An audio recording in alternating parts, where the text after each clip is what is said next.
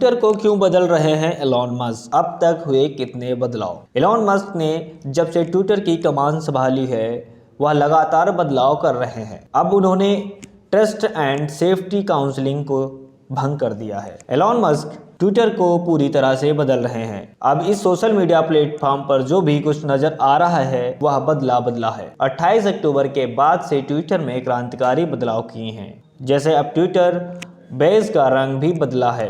Yellow और blue beige लोगों को बांटा जा रहा है। ट्विटर ने पेड ब्लू सब्सक्रिप्शन को रिलॉन्च किया है। उन्होंने वेरिफिकेशन संबंधी नियमों में भी बदलाव किए हैं। एलॉन मस्क हर दिन नए फैसले कर रहे हैं। ट्विटर पर उनके फोकस ने टेस्ला के शेयरों तक को प्रभावित किया है। एलॉन मस्क का कहना है कि वह ट्विटर को पारदर्शी बनाना चाहते हैं। वह चाहते हैं कि अभिव्यक्ति का यह प्लेटफॉर्म ज्यादातर उदार तरीके से काम करे और किसी की आवाज ना दबाए। वह कुछ पत्रकारों को ट्विटर की आंतरिक कार्यप्रणाली के बारे में जानकारी भी दे रहे हैं। एलॉन मस्क ने जैक डोर्सी के कार्यालय में काम करने के तरीके के बारे में जानकारी शेयर की और इसे ट्विटर फाइल्स का नाम दिया। उन्होंने कहा कि इस दौरान दक्षिणपंथी आवाजें दबाई गईं। आइए समझते हैं कि एलॉन मस्क के आने से ट्विटर में क्या क्या बदलाव आए हैं। Number 1, trust and safety counselling हुआ रद्द। ट्विटर के पास एक एडवाइजरी ग्रुप था जिसमें से कई नागरिक, मानवाधिकार और अन्य संगठन शामिल थे। ट्रस्ट एंड सेफ्टी काउंसलिंग के नाम का यह ग्रुप अभद्र भाषा, उत्पीड़न, बाल शोषण, आत्महत्या और सेल्फ हार्म जैसी आदतों को सुलझाने की दिशा में काम करता था। कंपनी ने साल 2016 में इस काउंसलिंग का गठन किया था। एलॉन मस्क ने इसे रद्द कर दिया है। बदलाव नंबर 2, अलग अलग तरह के मिलने लगे वेरिफिकेशन बैज। पहले ट्विटर पर सिर्फ एक तरह का वेरिफिकेशन बैज था, इसे ब्लू टिक कहते थे। अब 4 तरह के टिक मिलने लगे हैं। ट्विटर ने वेरिफिकेशन प्रोसेस को भी बदल दिया है।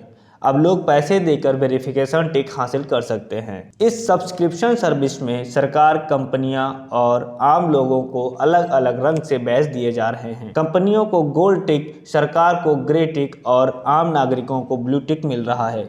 एलॉन मस्क के आने से यह बड़ा बदलाव हुआ है। Paid subscription launch. Elon Musk Tesla का घाटा ट्विटर से पूरा करना चाहते हैं। यही वजह है कि उन्होंने पेड सब्सक्रिप्शन स्कीम लॉन्च की है। स्मार्टफोन यूजर सब्सक्रिप्शन के लिए $8 फीस देकर हासिल करेंगे। वहीं आईफोन यूजर्स को $11 ब्लू टिक के लिए चुकाना पड़ेगा।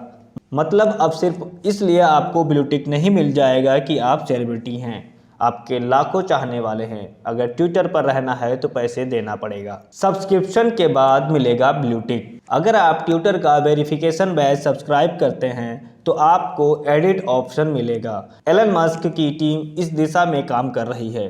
सब्सक्राइबर्स ट्वीट एडिट कर सकते हैं, 1080 पिक्सल का वीडियो अपलोड कर सकते हैं। आपकी फीड में सामान्य यूजर्स की तुलना में कम विज्ञापन नजर आएंगे। नंबर 5, ट्विटर फाइल्स के जरिए खोले राज। एलॉन मस्क अपनी ही कंपनी की खामियों को अब सार्वजनिक कर रहे हैं।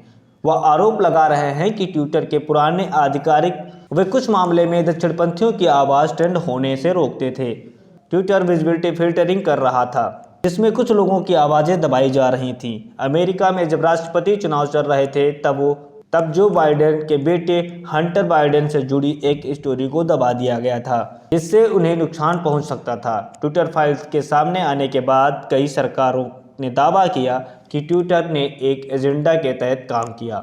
एलॉन मस्क खुद ही अपनी कंपनी के राज खोलने लगे हैं। डॉक्सिंग पर दिखाई सख्ती। एलॉन मस्क ने डॉक्सिंग को लेकर सख्ती दिखाई है। उन्होंने कहा है कि अगर कोई यूजर किसी के बारे में लाइव डॉक्सिंग करता है तो उसे ट्विटर पर बैन कर दिया जाएगा। डॉक्सिंग की लाइव लोकेशन, उससे जुड़ी संवेदनशील जानकारियां तक ऑनलाइन एक्सेस करने की कोशिश को करते हैं। एलॉन मस्क इसके खिलाफ हैं।